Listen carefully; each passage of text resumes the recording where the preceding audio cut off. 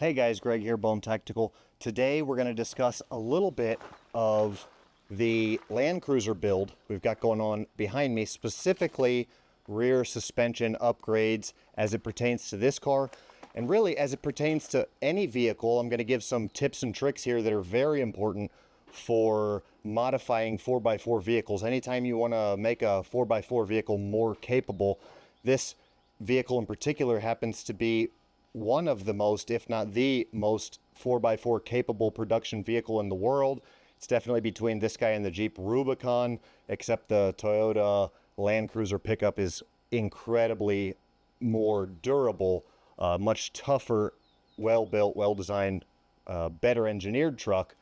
The Rubicon might have a little bit of a slight advantage in certain areas as far as just strictly 4x4 capabilities, but if we look at payload capacity and durability engineering, the Toyota LandCruiser is the standalone most effective and durable, toughest truck out there for hardcore 4x4 use.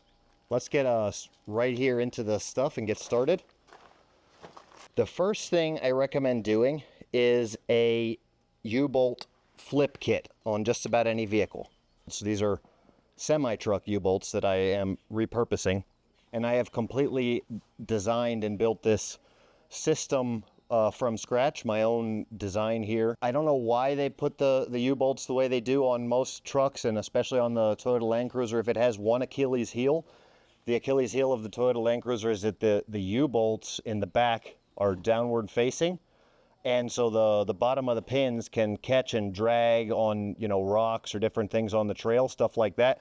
And a lot of vehicles are like that. So what I recommend doing for any vehicle that has a U-bolt that's facing down is I recommend doing the U-bolt flip. So definitely flip the U-bolt so it's facing upward.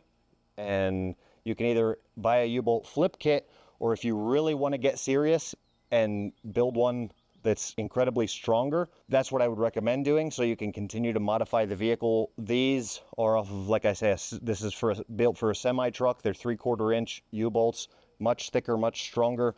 For the bottom plate, I use 1 inch thick steel, and then, so what happens now is, this is 1 inch thick steel, and my truck, when I'm off trail, it actually protects the axle, and if I hit like a rock or something under the bottom, the lowest thing in the truck is this smooth 1 inch steel plate. The U-bolts actually fit up inside of those grooves right there, and so I'm basically just bulletproof protected for anything that happens under the truck, and I can just slide my truck along rocks, anything like that. Super heavy duty stuff here. The big pro tip here for when you do your work on your truck is that whenever you lift one thing, you have to lift everything. All right, we'll get into that here in a second, and I'll show you exactly what I'm talking about. But here's the top plate, all right, also 1 inch thick. So just a full U-bolt flip kit. I'll show you guys what it looks like when we get done, all right, with installing, which I'm going to do here in a minute. And then I'll show you guys where this stuff actually sits on the truck.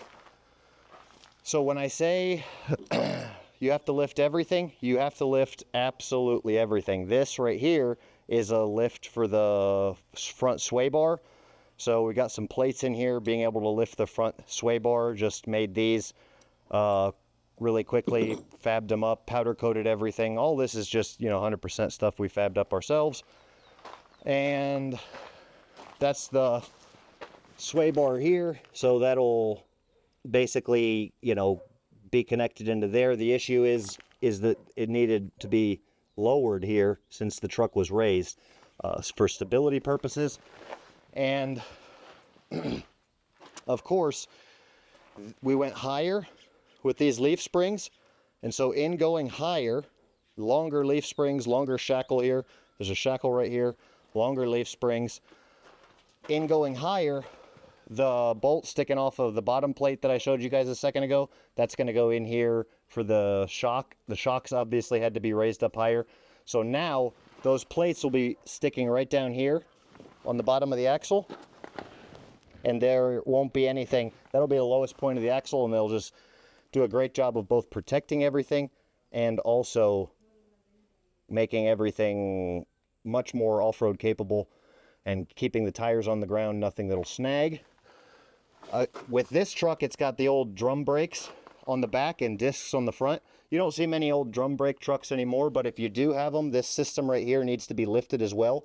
So the height that I lifted the truck, I had to go ahead and put a bracket here to have full brake sensitivity and have good braking. I had to raise that brake system up there a little bit.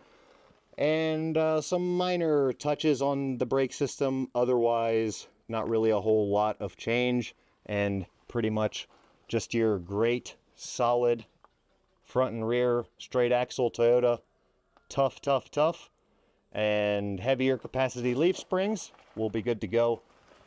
I'll show you what this looks like all fabbed up and put together at the end of the video. Hope you're enjoying. Hey guys, we're back here on Expedition in Central America. We've been coming to this place way out here, cutting up some wood. We scout all over for all of the wood for Bone Tactical products, especially knife handles. You'll see in the future, you'll see this wood. This has been a dead tree that's been out here for many years. We found the dead tree. We don't promote deforestation or anything like that, so we're always looking for dead trees in really remote areas of Central America. So we found this dead tree out here. We cut it up. We're going to load it up into the Expedition vehicle now. We're way out here, barely passable roads. So I told you guys I'd show you what it looked like here, all put back together. Slapped it all together real quick. Left the tires off so I could show you guys exactly what I was talking about. That plate right there that you see is the lowest part now on the truck. So that's the plate we fabricated, and if anything hits on that back axle, that's what's going to hit 1-inch plate of steel. So it really just protects everything on the back end there.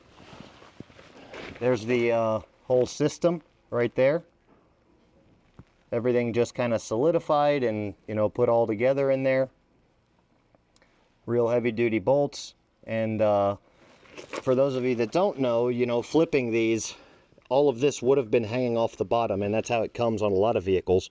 But if you devise or buy some kind of a U-bolt flip kit, but it works very well for having this platform here, where much more off-road capable. And then, like I say, you have to lift everything equally, so make sure you do some kind of a bracket, lift the brakes. You got to think about the shocks as well here. And, you know, part of the fabrication process was fabricating this shock bracket as well as part of the system we built, and making sure that the shocks sat higher than stock as well.